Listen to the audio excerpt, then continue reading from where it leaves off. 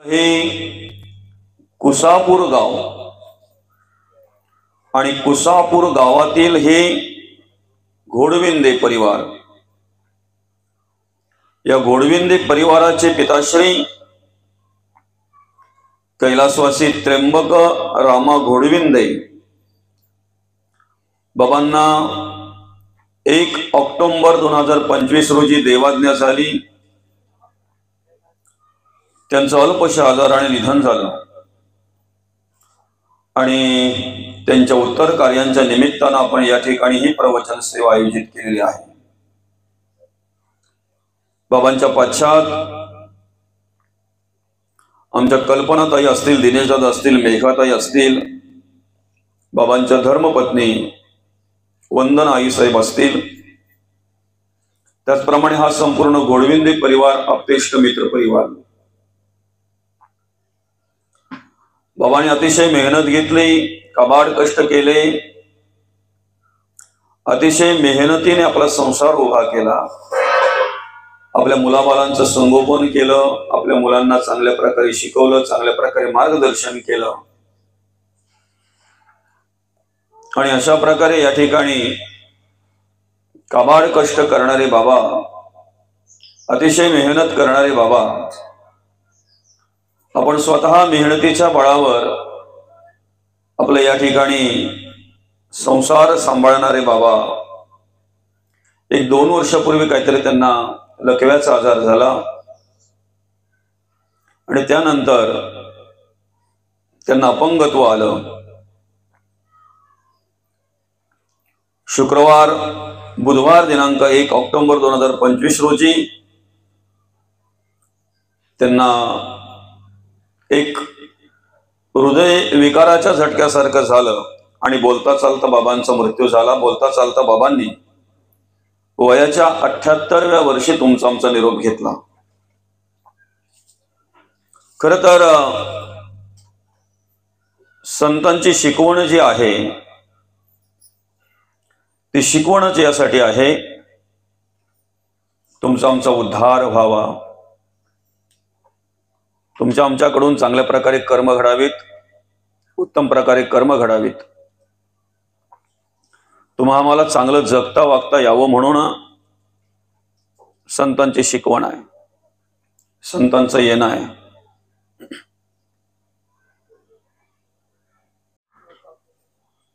त्या संतांविषयी सांगत असतानाच म्हटलेलं आहे, जगाच्या कल्याणा संतांच्या विभूती,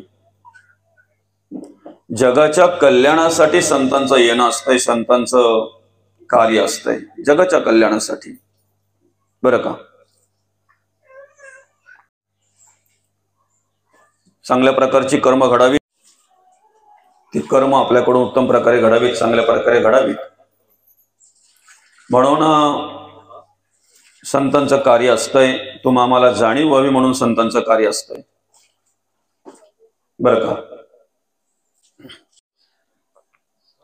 जगाचं कल्याण व्हावं, तुमचं आमचं कल्याण व्हावं, जीवमात्रांचं कल्याण व्हावं आणि यासाठी संतांचे प्रयत्न असतात। या ठिकाणी कार्य करत असताना संतांना मनापासून वाटत असते की प्रत्येक माणसाने देव व्हावं, देवासारखं राहावं, देवासारखी कर्म करावीत, देवासारखं जगावं। पण संतांचा जरी अट्टहास असला, संतांचा जरी प्रयत्न असला, तरी आम्ही स्वतः देव होण्यासाठी, देवासारखं राहण्यासाठी, जगण्या वागण्यासाठी काही करतो का याचा विचार आम्हीही करायला हवा, बरं का। संतांचा प्रयत्न चालू आहे, संतांचा अट्टहास आहे, संतांनी त्यासाठी कार्य केलेलं आहे, करत आहेत, आजही त्यांचं कार्य तेवढ्या सामर्थ्याने चालू आहे। आम्ही स्वतः आमच्यामध्ये बदल होण्यासाठी काय प्रयत्न करतोय,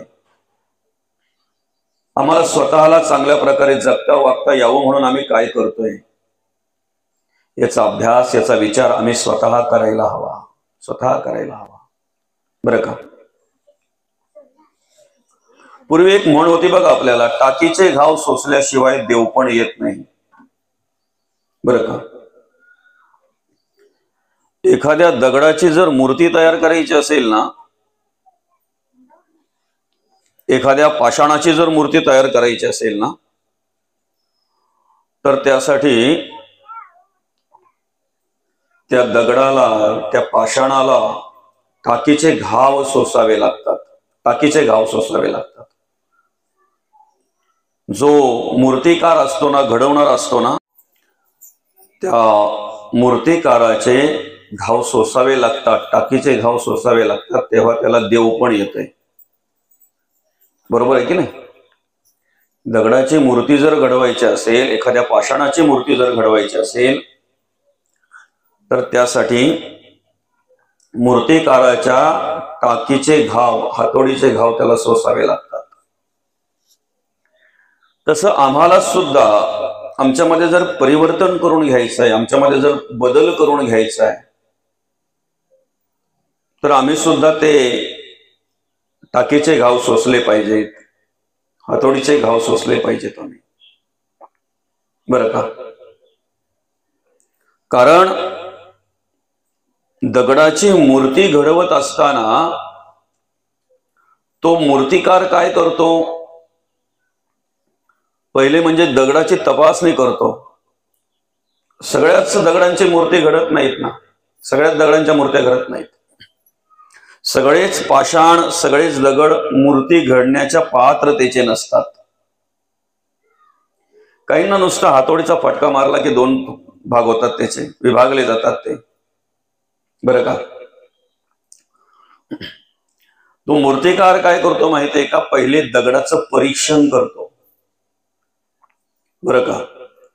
आणि परीक्षण केल्यानंतर जो दगड मूर्ती घडवण्याच्या पात्रतेचा आहे, त्याला घेऊन मग तो हळूहळू हळूहळू त्याची एक एक खपली उडवत असतो, एक एक खपली उडवत असतो. तसं आमची सुद्धा परीक्षा आहे, पारख आहे. बरं का? खाणीमध्ये अनेक दगड असतात, पण सगळ्यांच्याच मूर्ती घडत नाहीत, सगळ्यांच्याच मूर्ती घडत नाहीत. ज्यांच्या मूर्ती घडतात ते खूप भाग्यवान आहेत.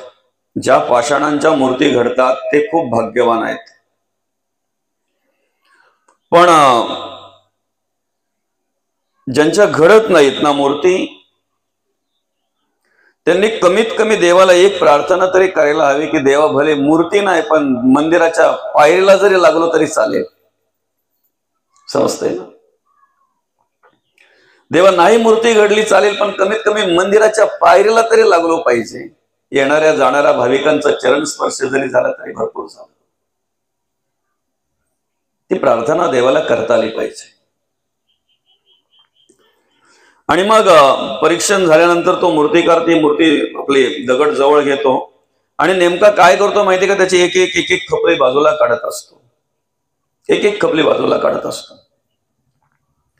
ज्याप्रमाणे तो मूर्तिकार त्या पाषाणाची एक एक खपली बाजूला काढत असतो ना, तसे संत आम्हाला जवळ घेऊन प्रवचनाच्या माध्यमातून, कीर्तनाच्या माध्यमातून, वाङ्मयाच्या रूपाने, वाङ्मयाच्या माध्यमातून आमची एक एक वाईट विचाराची खपली, एक एक वाईट गुणांची खपली, एक एक वाईट कर्माची खपली बाहेर बाजूला करत असतात ते संत. एक एक एक एक पाठ बाजूला करत असतात, एक एक एक एक वाईट विचार बाजूला करत असतात. ज्या वेळेला त्या दगडाकडून नको त्या भागाचा त्याग घडला जातो ना, ज्या वेळेला त्या दगडाकडून नको त्या पाठचा, नको त्या भागाचा त्याग घडला जातो ना, त्या वेळेला त्या दगडाची मूर्ती घडली जाते. आलं का लक्षात? ती सुशोभित अशी मूर्ती घडल्यानंतर मग सगळी लोक विचारतायत, ओबाड धोबाड दगड होता, अकराळ विकराळ रूप त्याचं होतं, कसं तरीच रूप होतं, वेडवाकडं रूप होतं त्या दगडाचं. त्या मूर्तिकाराला विचारतायत, तुम्ही मूर्ती घडवली कशी? मूर्तिकाराला विचारतायत, तुम्ही मूर्ती घडवली कशी? त्यावेळेला जेव्हा ती लोक विचारतायत की नाही, ओबाड धोबाड असलेला दगड त्याचं तुम्ही देव केला, त्याचं रूपांतर तुम्ही देवामध्ये केलं, देवाची मूर्ती तुम्ही घडवली, हे कसं शक्य झालं तुम्हाला? त्यावेळेला तो मूर्तिकार उत्तर देत असतो, प्रत्येक दगडात देव आहे. मूर्तिकार काय म्हणतात? प्रत्येक दगडात देव आहे ना? तपासून पहा प्रत्येकाने. फक्त दगडाला कळलं पाहिजे काय, बरोबर आहे ना? आत्मा जाता देह पडे, देह पडता म्हणती मढे, मड्यास कर्तृत्व न घडे कला काळी. एकदा आत्मा निघून गेला ना की ह्या दगडाला शून्य किंमत आहे. दगडच ना. एकदा आत्मा निघून गेल्यानंतर मग दगडच ना. निर्जीवच आहे ना. निर्जीवच आहे ना. मढ्यास कर्तृत्व न घडे कदा काळी. त्याला मढ म्हटलं जातंय, त्याला बॉडी म्हटली जाते, त्याला माती म्हटली जाते. मढ्यास कर्तृत्व न घडे कदा काळी. बरं का? मूर्तिकार काय म्हणतात? प्रत्येक दगडात देव आहे. फक्त मी काय केलं माहितीये का? नको असलेला भाग बाजूला केला, देव आपोआप दिसायला लागला. नको असलेला भाग फक्त मी बाजूला केला, त्या दगडाला देवत्व आपोआप तयार झालं, त्या पाषाणाला देवत्व आपोआप तयार झालं, त्या पाषाणाची मूर्ती आपोआप तयार झाली. तसं संत काय कार्य करत असतात? तर आमचा नको असलेला भाग बाजूला करत असतात, बाजूला करण्यासाठी प्रयत्न करत असतात. नको असलेला भाग आम्हाला बाजूला करता आला पाहिजे. मला सांगा, वाईट विचार आमच्या अंतःकरणामध्ये ठेवून आमचं हित आहे की अनहित आहे? वाईट कर्म करून आमचं हित आहे की अनहित आहे? वाईट गुणांनी आचरण करून आमचं हित आहे की अनहित आहे? अनहित आहे आमचं. ज्याच्याने आमचं नुकसान आहे, ज्याच्याने आमचं अनहित आहे, ज्याच्याने आम्हाला अधोगती प्राप्त होते, असे विचार, अशी कर्म, असे गुण आम्ही का बरं अंतःकरणामध्ये ठेवावेत? का बरं अंतःकरणामध्ये ठेवावेत? ज्या दिवशी त्यांचा त्याग आमच्याकडून घडेल ना, ज्या दिवशी ते बाजूला सारले जातील ना, त्या दिवशी प्रत्येक दगडात देव आहे, प्रत्येक माणसात देव आहे. आणि ते देवत्व प्राप्त झाल्याशिवाय राहणार नाही. देवत्व प्राप्त झाल्याशिवाय राहणार नाही. फक्त दगडामध्ये आणि आमच्यामध्ये फरक काय माहितीये का? दोघांमधला फरक दाखवत असताना असं म्हटलेलं आहे, टाकीने खपली फोडली ती मागुती ना जडली. ऐकताय ना? टाकीने खपली फोडली ती मागुती ना जडली, पण मनुष्याची कुबुद्धी झाडली ती पुन्हा लागे. फरक काय आहे? तुमच्या गावामध्ये मंदिर आहे, आता ते मंदिर कसलं आहे बरं? ह्या कासाईचं मंदिर आहे, बरोबर आहे की नाही? आतमध्ये दुसरं एक मंदिर आहे, तिकडे हनुमंताचं मंदिर आहे, बरं का? सुंदर गाव आहे तुमचं हे कुसापूर. मला येता येता 2-3 मंदिरं लागली तिथे. काही गावांमध्ये एक पण मंदिर पाहायला मिळत नाही. किती सुंदर गाव आहे तुमचं. 2-2, 3-3 मंदिर आहे. हनुमंताचं मंदिर आहे, कासाईचं मंदिर आहे, नाही का? अजून गावदेवीचं मंदिर असेल, नाही का? अर्थात गावदेवीचं स्थान असेल, कुलदैवतांचं स्थान असेल, नाही का? खर तर हनुमंताची मूर्ती जी आहे ती पाषाणाचीच आहे ना, दगडाचीच आहे की नाही? पाषाणाचीच आहे की नाही? किती वर्ष झाले असतील त्या मूर्तीला? किती वर्ष झाले असतील? फार जुनं मंदिर आहे ना ते. त्या पाषाणाच्या खपल्या काढल्यानंतरच ती मूर्ती तयार झाली की नाही? दगडाच्या खपल्या काढल्यानंतरच मूर्ती तयार झाली की नाही? मला सांगा, एवढी वर्ष झाली ती मूर्ती घडवलेल, काढलेल्या खपल्या परत येऊन चिटकल्यात का बरं? मूर्ती घडवलेली आहे ना, ज्या बाजूला केलेल्या खपल्या, ज्या काढलेल्या खपल्या परत जाऊन त्या दगडाला चिटकल्यात नाही ना? किती वर्ष झाली ती मूर्ती तशीच्या तशी आहे. नका लावू अगरबत्ती, नका लावू, नका लावू, बरं का?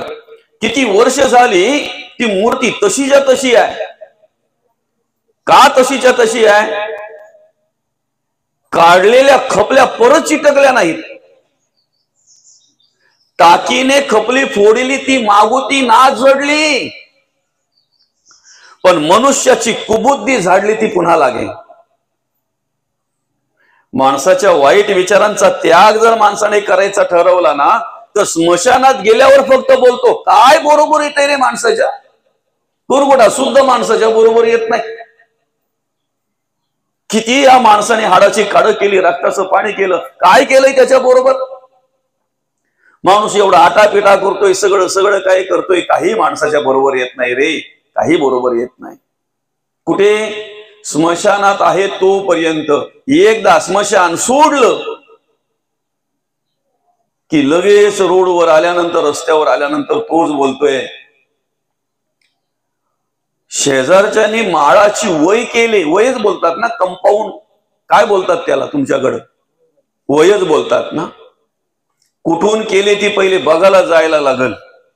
माझ्याकडे जर सरकवली असेल तर त्याला सांगायला लागल काय आहे ते. समजतंय का? स्मशानात असताना काय बोलत होता हा? म्हणजे आमचे वाईट विचारांचा जरी आम्ही त्याग केला ना, आम्ही वाईट गुणांचा जरी आम्ही त्याग केला ना, तरी कुठून ना कुठून ते परत येऊन चिटकतात. म्हणून देवत्व येत नाही, म्हणून देव पण येत नाही, म्हणून देव पण येत नाही. मनुष्याची कुबुद्धी झाडली ती पुन्हा लागे. आम्ही कधीतरी कामाविषयी काही ऐकलं ना, की ती कामाची वासना आम्ही त्याग करतोय त्या वासनेचा, पण क्रोध कधी येऊन चिटकतोय पत्ता लागत नाही. आम्ही क्रोधाविषयी कधी काही ऐकलं ना, की तो राग कमी होतोय, शांतता निर्माण होते, नम्रता येते, शांत होतो तो मनुष्य. पण क्रोधावर नियंत्रण मिळवणाऱ्या माणसावर लोभ कधी येतोय पत्ता लागत नाही, लोभ कधी येऊन चिटकतोय पत्ता लागत नाही. एखाद्या वासनेचा आम्ही त्याग केला ना, एखाद्या विषयाचा आम्ही त्याग केला ना, एखाद्या विचाराचा आम्ही त्याग केला ना, एखाद्या वाईट गुणाचा आम्ही त्याग केला ना, की दुसरा येऊन कधी चिटकतोय आमचा आम्हाला पत्ता लागत नाही. खर तर ज्या वेळेला आम्ही या सगळ्या वाईट गुणांचा, वाईट विचारांचा त्याग करू ना, त्यावेळेला देवत्व प्राप्त होईल, आमच्यामध्ये परिवर्तन होईल, भक्ती घडेल, परमार्थ घडेल, धर्मकार्य आमच्याकडून घडेल. आणि म्हणून आम्हाला त्यासाठी काय करायचं आहे? आमच्याकडे जेवढं वाईट आहे, जेवढे वाईट गुण आहेत ना, तेवढ्या सगळ्याचा त्याग करायचा आहे. वाईट विचार जेवढे आहेत तेवढ्या सगळ्याचा त्याग करायचा आहे. कारण आम्हाला काय व्हायचंय? देव व्हायचंय. सोपं आहे. अज्ञानाधीन जर तुम्ही झालात, अंधश्रद्धेअधीन जर तुम्ही झालात, बरं का, नको त्या विचाराधीन जर तुम्ही झालात, देहबुद्धी अधीन जर तुम्ही झालात, माये अधीन जर तुम्ही झालात, तर तुम्हाला देव होणं कठीण आहे. बरं का. पण अज्ञानाचा जर आम्ही त्याग केला, मायेचा जर त्याग केला, अंधश्रद्धेचा जर त्याग केला, देहबुद्धीचा जर आम्ही त्याग केला, तर देव होणं अतिशय सोपं आहे, अतिशय सोपं आहे. बरं का. आम्ही देव पाहण्यासाठी जेवढा प्रयत्न करतो ना, बरं का, आम्ही देव पाहण्यासाठी जेवढा प्रयत्न करतो ना, तेवढा देव होण्यासाठी जर प्रयत्न केला तर बसल्या जागेवर देवत्व प्राप्त होईल आम्हाला. काही समजतंय? आपले प्रयत्न चालू आहेत ना, कशासाठी चालू आहे? देव पाहण्यासाठी की देव होण्यासाठी? देव होण्यासाठी कमी, देव पाहण्यासाठी जास्त प्रयत्न चालू आहेत आपले. देव होऊन या देव पाहावे, देव होऊन या देव पाहावे. बरं का. आम्हाला आधी देव व्हायचं आहे आणि देव होऊन मग देव पाहायचा आहे. आम्ही डायरेक्ट देव पाहायला जातोय म्हणून आम्हाला देव पाहायला मिळत नाही, आम्हाला देवाचं दर्शन घडत नाही, आम्हाला देवाची अनुभूती येत नाही, आम्हाला देवाचा आत्मसाक्षात्कार होत नाही. रावणाची कर्म करून किती दिवस रामाचा विचार केला तर तो विचार आमच्या अंतःकरणात येईल? समजतंय ना? रावणासारखं जगून, रावणासारखं वागून आम्ही किती दिवस प्रयत्न केले श्रीराम प्रभूंची ओळख घ्यायचा, म्हणजे ती ओळख आम्हाला होईल. त्यासाठी आम्हाला आधी रावणाच्या कर्माचा त्याग करावा लागणार आहे. वाईट कर्म जे आमच्याकडे त्यांचा त्याग करावा लागणार आहे. ज्या दिवशी रावणाच्या विचारांचा, रावणाच्या कर्माचा त्याग आम्ही करू की नाही, त्या गुणांचा त्याग आम्ही करू की नाही, त्या दिवशी श्रीराम प्रभूंची प्रचिती, श्रीराम प्रभूंचा आत्मसाक्षात्कार अर्थात ती ओळख आम्हाला झाल्याशिवाय राहणार नाही, आम्हाला झाल्याशिवाय राहणार नाही. फक्त त्यासाठी आमच्याकडून त्याग घडला पाहिजे, बरं का, त्याग घडला पाहिजे. खर तर या ठिकाणी आमचं येणं जे आहे ना, आम्हाला नरदेह जो मिळालेला आहे ना, तो त्याच उद्देशाने भगवंताने आम्हाला या ठिकाणी आमचं येणं जे आहे ना, आम्हाला जो नरदेह आहे ना, मनुष्य देह आहे ना, तो मनुष्य देहच कशासाठी मिळालेला आहे, तर काहीतरी हेतू आहे, काहीतरी उद्देश आहे. काय उद्देश आहे बरं? 83,99,999 योनी जे कार्य करू शकत नाही ना, ते कार्य आमच्याकडून घडलं पाहिजे. ते कार्य आमच्याकडून घडावं या उद्देशाने आम्हाला हा नरदेह दिलेला आहे भगवंताने. ते कार्य आमच्याकडून घडावं म्हणून हा मनुष्य देह आम्हाला भगवंताने दिलेला आहे, बरं का. देवाचं पूजन करण्यासाठी, देवाचं भजन करण्यासाठी, देवाचं नामस्मरण करण्यासाठी आम्हाला हा नरदेह भगवंताने दिलेला आहे. या ठिकाणी जन्माला येणारे प्रकार अनेक आहेत, बरं का. चारी खाणीचा जर आम्ही विचार केला, श्वेदज, अंडज, जारज आणि उद्बीज, या चारही खाणीमध्ये अनेक प्राणी, पक्षी, जीवजंतू, वनस्पती, वृक्ष अनेक जन्माला येत आहेत. अंड्यातून जन्माला येणारे अंडज, आईच्या योनीतून जारज, बीजातून निर्माण होणारे उद्बीज आणि घामापासून निर्माण होणारे श्वेदज. प्रकार चार आहेत जन्माला येणाऱ्यांच्या खाणी: श्वेदज, अंडज, जारज आणि उद्बीज. आम्ही 84 लक्ष जीवयोनीचा जर विचार केला तर 84 लक्ष जीवयोनी ही चार खाणीतून निर्माण झालेली आहे, चार खाणीतून निर्माण झालेली आहे. जन्माला येण्याचे प्रकार अनेक प्रकारे सांगितलेले आहेत, अनेक प्रकार सांगितलेले जन्माला येण्याचे, बरं का.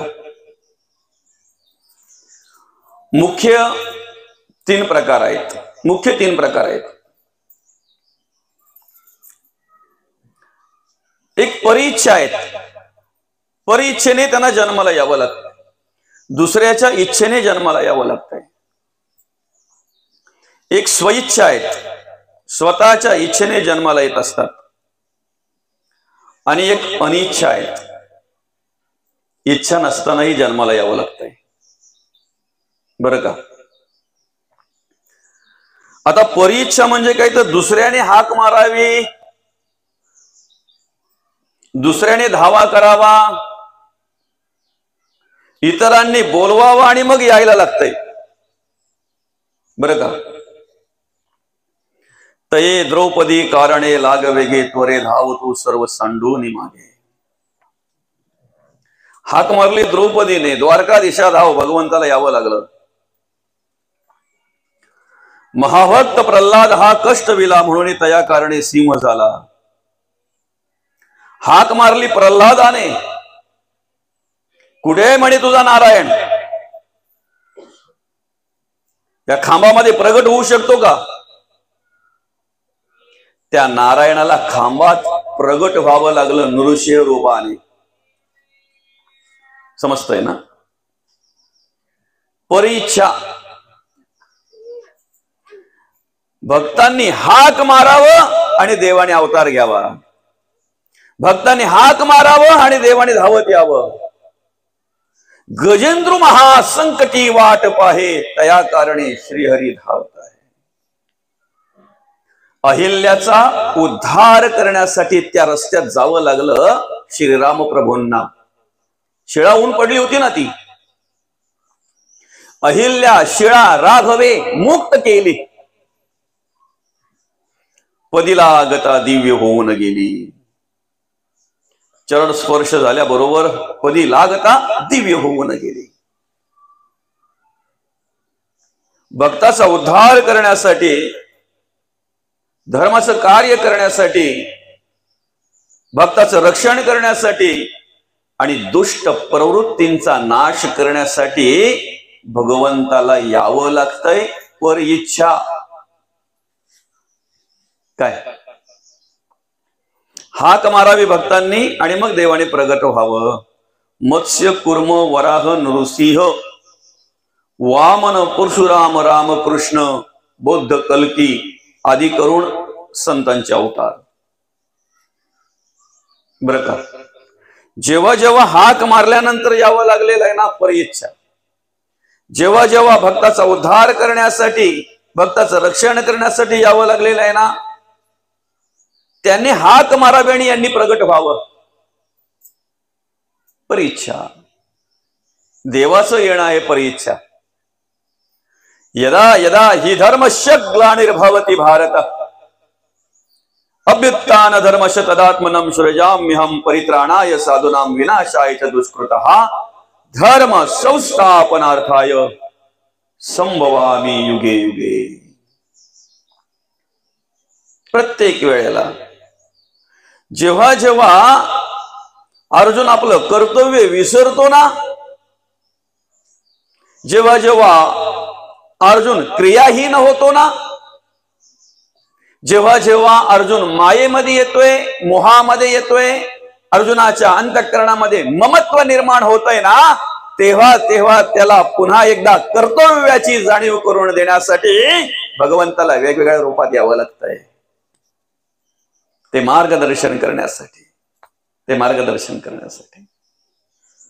बरं का, आणि म्हणून देव परिच्छा आहे, म्हणून देवाचं येणं परिच्छा आहे.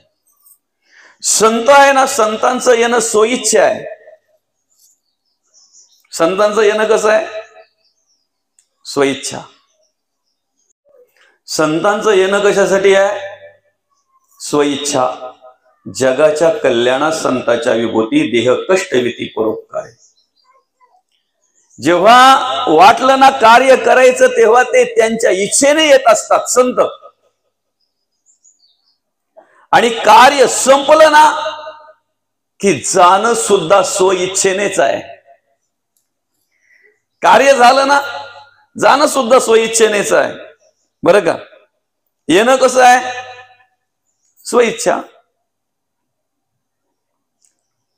लोपले ज्ञान जगी हित नेणते कोणी. ते लोपलेलं ज्ञान पुन्हा एकदा तुम्हा मला प्राप्त करून देण्यासाठी,